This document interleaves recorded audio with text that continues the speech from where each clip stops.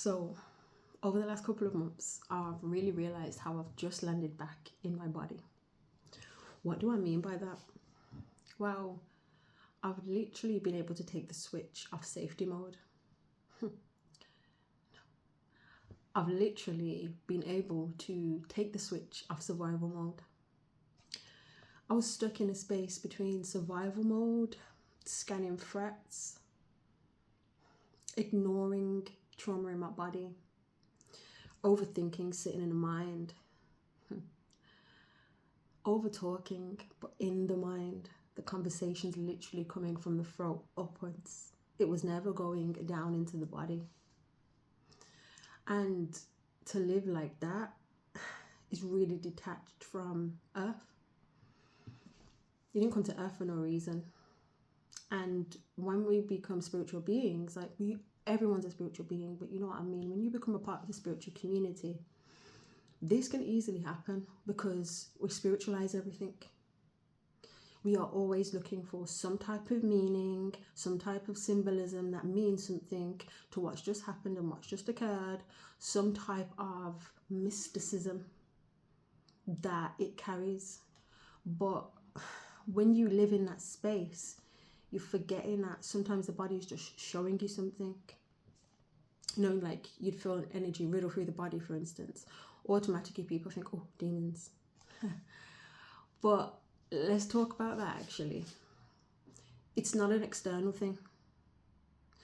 The demons that people may see or feel or sense or spiritualize or expand on are not a separate thing from self. They are just forms of the energy that is within the body that needs to be observed. Say for instance, you're sweeping the home and you sweep into a corner. When you sweep into that corner, what does it look like? It looks messy. It looks like there's hair there. Everyone knows hair comes from nowhere. It's like, where did all that hair come from? Where did that dust come from?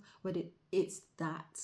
Literally the dust, the clutter, the hair, the little bits that you didn't actually see in the fibers in the body. But then it manifests itself on a spiritual realm and on a physical realm as blockages. So let's not go too deep into that though. What I wanted to go deep into is the fact that I've just landed in the body. I feel like I'm here, I'm present for the first time in a long time. And in just landing back into the body, like I've been detoxing differently. I've been feeding my body in a different way. I've been caring for my body in a different way. I've started back in the gym and it feels absolutely great. It was the greatest decision that I could have ever made, but I need it. I really do need it. When we get a part of the spiritual community, we start to spiritualize things and we forget that we're meant to actually be living here on earth. And this is the body that we are in. This is the vessel that lives here on earth.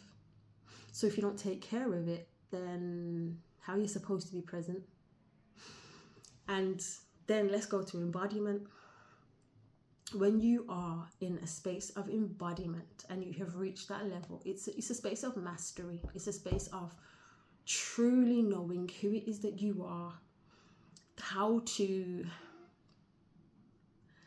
navigate the energy of self, how to navigate the energy of the universe, the earth, and everything within it, and how to really and truly bring all of your life force into the body.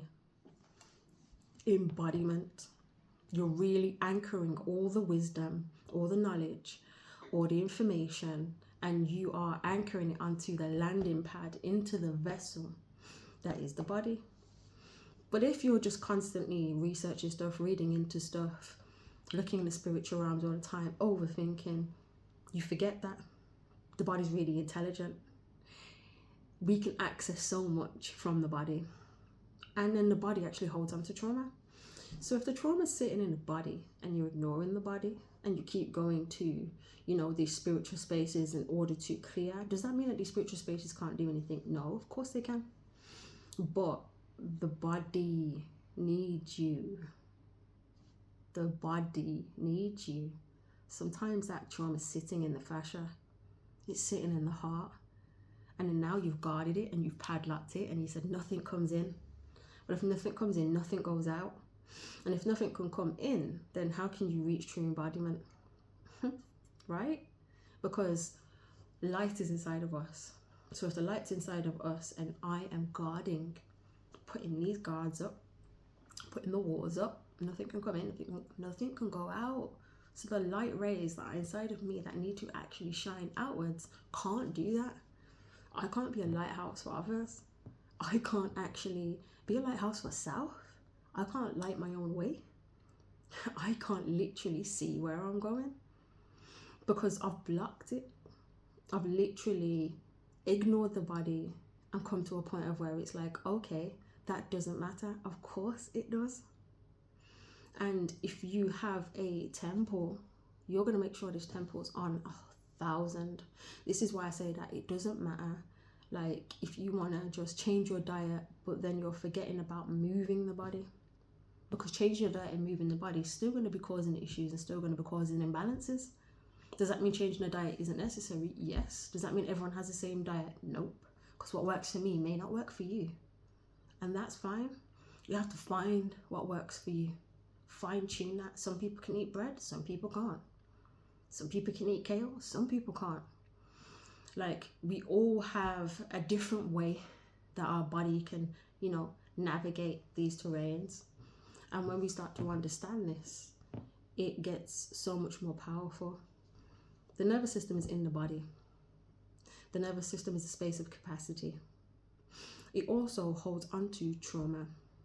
And the trauma literally sits within it like balloons and blocks spaces within that nervous system. And now when things happen, even if they're not similar to that, you get triggered. You are re-triggering that trauma and you start acting in that same way when that trauma actually occurred. So if that's in the body and that's blocking the way, then I need to get into the body to actually clear that. I have to get in the body to know that it's there in the first place. I have to be able to understand how my body moves, because most people don't know how their body moves. If I say to somebody, how do you feel grief? They're like, oh yeah, I cry. No, but how do you feel it in the body? Where does it land in the body? Most people couldn't tell you. But where does grief land? It lands in the lungs and the chest and the shoulder area. So you'll be feeling it in a specific way. And this is why people get certain illnesses of the lungs, and because grief is sitting in that space. And this is why when you go to hospital, for instance, this is not to say hospital is bad, because there are some things that hospital is good for. But in locating the root of the issue and the problem, no. They are trained in illness management. That's what they're trained in. So they're never trained to go to the root of the actual issue and the problem.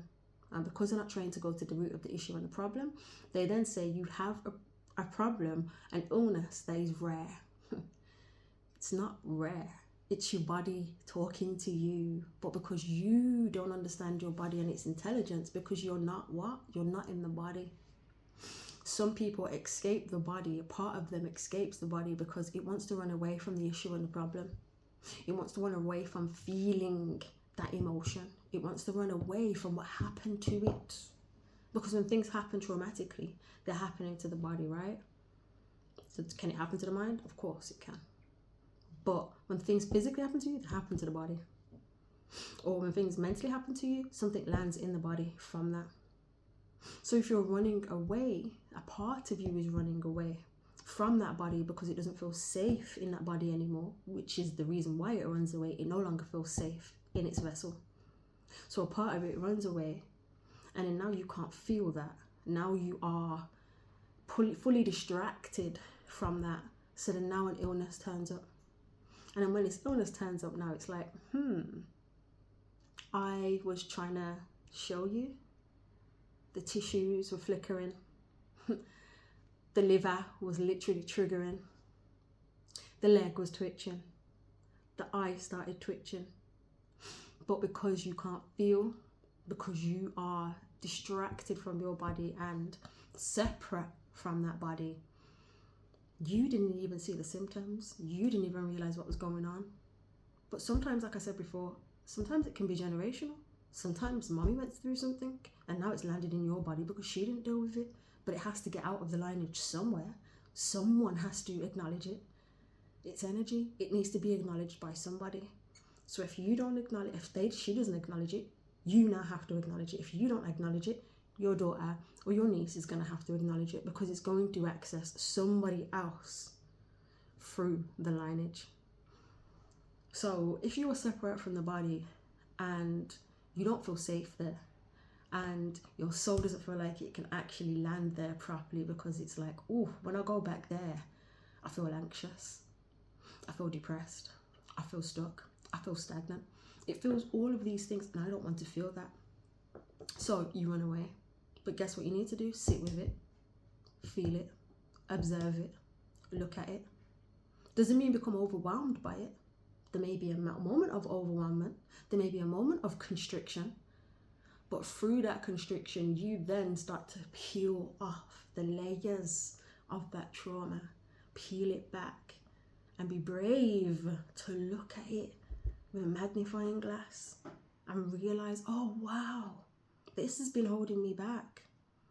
And then that is what's been basically filling your cup, the capacity cup of the nervous system. It's been filling that to the brim. So now nothing else can't land in. And then now you start to wonder, why do I have money problems? Why can I never manifest what I want? Why do I have relationship problems? You have all these issues and problems because you're not observing the body. It's trying to get your attention, but there's no space, there's no room for anything to land. It's energy. What's going on in here reflects out here. So your world and what happens in your world, through your relationship, through your money, through your emotional state, through your mental state, what happens outside here is a reflection of what's going on in here, your mental state, your emotional state. It's a reflection. So if it's reflecting back to you, that's showing you what's going on inside of you. But because you keep running away from it and keep saying it's someone else's issue and it's someone else's problem and it's because of them, no, sit with it. It doesn't feel comfortable when it's surfacing. But when you sit with it, don't try and rewrite the narrative. Listen to what it's saying. Feel it. Hear it. Don't entertain it. Just hear it. Oh, that's interesting. Didn't realize you felt like that. I give you permission to let that go. I give you permission to expand. I give you permission to release that. I give you permission to let go of that armor. When you're speaking to the body in specific ways, it starts to listen because it needed that permission. It wanted to let it go, and it was showing you through the depression, the anxiety, the anger, the frustration, but you wasn't listening. So I say all this to say, I just landed back in my body, and wow. The work I had to do to get here wasn't easy, but it's fruitful now. And I'm now understanding why I came here, how I need to utilize all of this that I've learned along the way to help other people do the same, to help other people realize that they are not as powerless as they may think. And there is peace that can be found internally when you decide to get back in your body, feel, understand how your body actually works, how your body reacts, how your body is communicating to you. And that's the actual medicine that's necessary in order for you to have capacity so you can grow. You can go out there and start making 30 grand a month. If your nervous system and your body has no capacity for that 30 grand to land every month, you will self-sabotage that. No matter how much you wanted it or not, you will self-sabotage it because your nervous system will start going, whoa, this is too much. Oh my gosh. There's no room, there's no space. You're trying to put literally more beautiful money energy on top of all this stagnant dark energy. That needs to be flushed out first in order for you to then be able to receive. I'm sure you get what I mean. I'm not going to go too far with it or keep repeating myself, but I just needed to say that. I needed to have that conversation because it was something that was sitting on my heart and someone needs to hear it. So choose you. This is why I say at the end of my videos, thank you for choosing you, because that's what it's always about, choosing yourself. And you'll know how to choose yourself because your body will tell you. So thank you for choosing you. Have an amazing day. And remember, healing starts with safety.